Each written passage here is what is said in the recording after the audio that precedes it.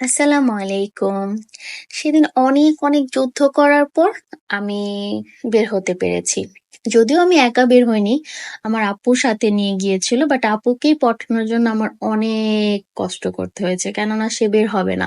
কারণ তখন স্টুডেন্টদের কোটা আন্দোলনের খুবই ঝামেলা চলছিল পুরো দেশ জুড়ে।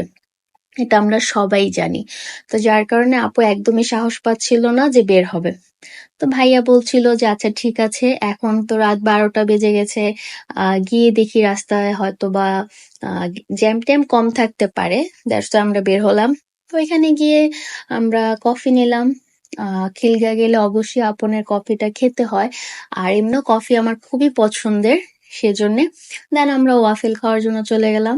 আর ওয়াফেল হচ্ছে রিসেন্টলি আমি ওয়াফেলের বিগ ফ্যান হয়ে গিয়েছি, কেননা ওয়াফেল আমার খুবই ভালো লাগে।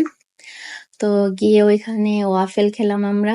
ওয়াফেল টফেল খেয়ে অনেকগুলো ছবি তুললাম, যদিও এখনো ওয়াফেল আসেনি আমার। আমি ভিডিও করছিলাম, ছবি তুলছিলাম অনেক, কারণ মনে হচ্ছিল নিজেকে স্বাধীন স্বাধীন, অনেকদিন পর মনে হয় বের হয়েছি।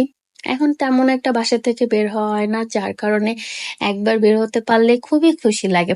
এটা হচ্ছে চকলেট ওভারলোডেড। আমার চকলেটি ফ্লেভারের কেক, মানে সবকিছু, আমার চকলেট খুব পছন্দ। আমি খুব পছন্দ করি, যার কারণে আমি খুব এনজয় করে খেয়েছি। বাই দ্য ওয়ে, আজকের ভিডিওটা এতটুকু। ভালো লাগলে লাইক কমেন্ট শেয়ার দিয়ে পাশে থাকবেন, আর আমার জন্য একটু দোয়া করবেন। আল্লাহ হাফেজ, থ্যাংক ইউ ফর ওয়াচিং।